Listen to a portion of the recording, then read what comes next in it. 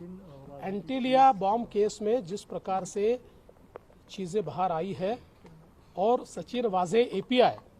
इनको जिस प्रकार से अरेस्ट हुई है, मुझे ऐसा लगता है इससे सरकार के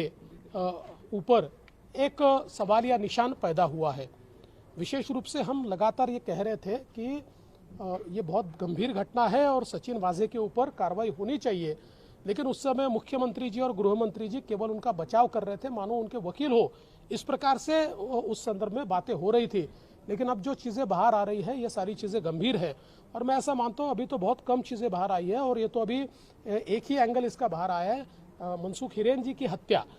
ये जो एंगल है ये तो उससे भी बहुत ज़्यादा मैं ऐसा मानता हूँ कि गंभीर है, जो अभी बाहर आना बाकी है और जो बाहर आएगा तब ध्यान में आएगा कि इसमें कौन कौन लोग लिप्त है, इसके पीछे की मंशा क्या है। एक और सवाल मैं पूछना चाहता हूँ कि ये जो एपीआई वाजे है ये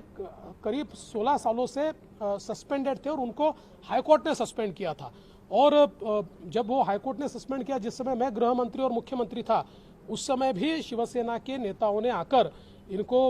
वापस लिया जाए इस प्रकार की मांग रखी थी। उस समय मैंने एडवोकेट जनरल जी को वो पूरी फाइल दिखाई थी और उन्होंने मुझे सलाह दी थी कि ये हाईकोर्ट से सस्पेंडेड है और इस प्रकार से इनको नहीं लिया जा सकता। लेकिन बावजूद उसके जैसे ये नई सरकार आई तो नई सरकार ने कोरोना का बहाना देकर उनको वापस लिया और केवल वापस नहीं लिया तो जो क्राइम इंटेलिजेंस यूनिट है, जो मुंबई पुलिस का सबसे महत्वपूर्ण अंग है और जिस पर हमेशा पीआई रहता है उसका प्रमुख, तो रातों रात पीआई को हटाकर जो 16 साल से सस्पेंडेड है ऐसे एपीआई को उसका प्रमुख बनाया गया और सारी जितने उसके बाद प्रमुख केसेस है वो भी केसेस उनको दी गई। और ये भी यहाँ पर मैंने बताना चाहिए कि जिस समय वो सस्पेंडेड थे उस समय शिवसेना में उन्होंने प्रवेश किया था, शिवसेना के प्रवक्ता के रूप में भी उन्होंने काम किया था। तो ये सारी चीज़ें जो है एक प्रकार से केवल मुझे ऐसा लगता है कि अपने हित के लिए इस प्रकार का कार्य ये बहुत ही गलत बात है और इसमें से हमारे सरकार की, हमारे पुलिस की इमेज भी खराब होती है और इसमें सत्य अभी आधा ही बाहर आया है।